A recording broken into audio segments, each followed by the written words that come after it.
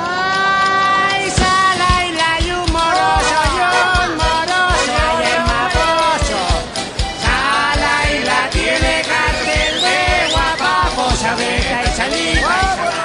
Julio, behind us is San Antonio, in front of us is Casablanca. It's Casablanca, yes. What's the difference? Well, we share the same kind of granitic soil, but the complexity of San Antonio is quite different from Casablanca. In some areas, you can say in the flat areas, Casablanca is more sandy granitic or granite soil. Here in San Antonio you will find more quartz, more volcanic materials. It's like a volcanic tuff. It's a green things, green serpentines in the middle of the ground. So more clay, more volcanic materials, more quartz. So from my point of view, it's more the complexity is higher in San Antonio in some areas. And what about the differences in climate?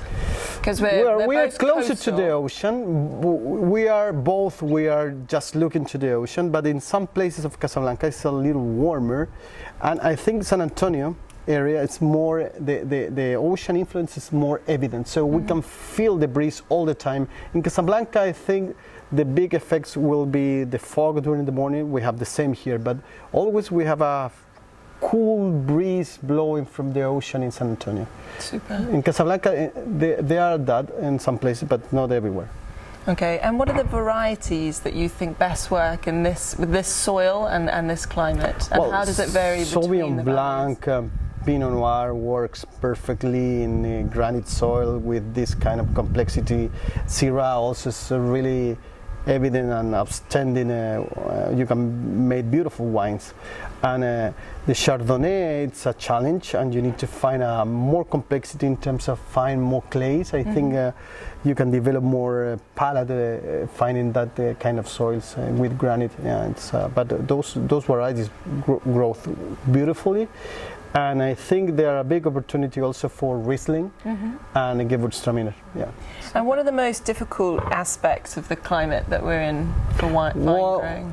It's the variation between seasons, and you need to make decisions to prevent problems like in a El Niño season like we have now, with overcast, with really fresh air, with a lot of humidity, a lot of moisture in the air. You need to make decisions to prevent diseases like botrytis or mildew. So pruning decisions, early leafing, good techniques in terms of spraying, even for us, because we farm all our places under biodynamic and organic methods. So we need to prevent that. So you need to be in a 100% contact with the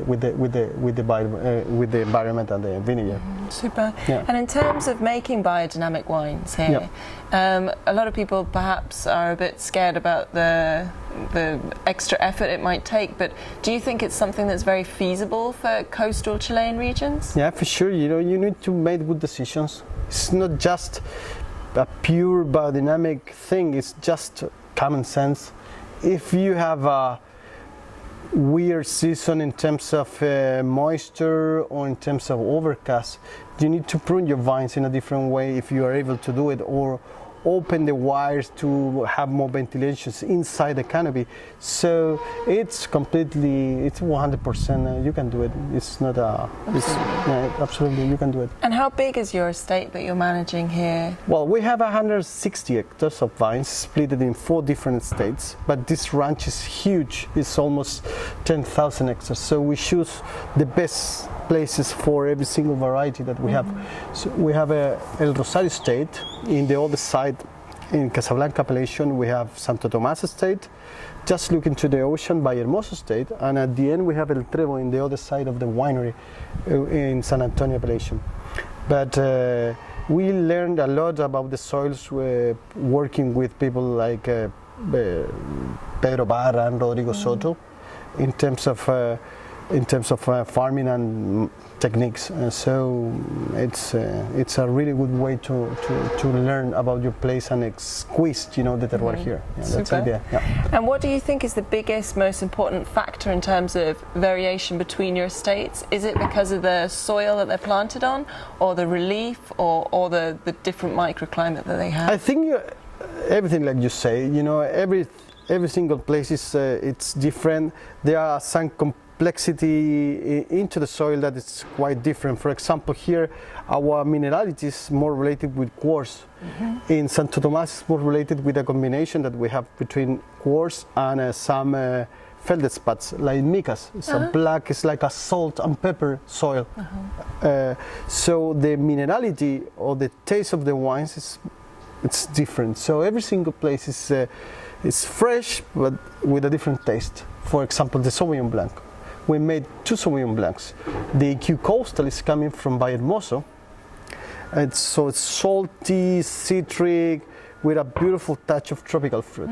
In the other side, the Sauvignon Blanc that we made here in the Coralillo line is more citric with herbal hints. So with a different kind of minerality, it's more spicier. It's really, really juicy and spicy. So you can make beautiful wines looking that. So that's the reason to have 2 different kinds of Sauvignon Blancs, but with a real expression of the place. Great. Yeah. And what would you say are the essentials for understanding the wines from Casablanca and San Antonio for a wine drinker? What is it they need to understand? Will be the freshness, the fruit expression, the expression of the place, the expression of the granite soil in a cool environment, and of course, if you are able to grow your vines with organic methods and biodynamic methods, will be the real expression, of the place. But for sure, you will find that freshness, juicy wines, nice acidity, good palate. Yeah. Perfect. Yeah. Sounds good. Yeah. Yeah. Thank you. Yeah.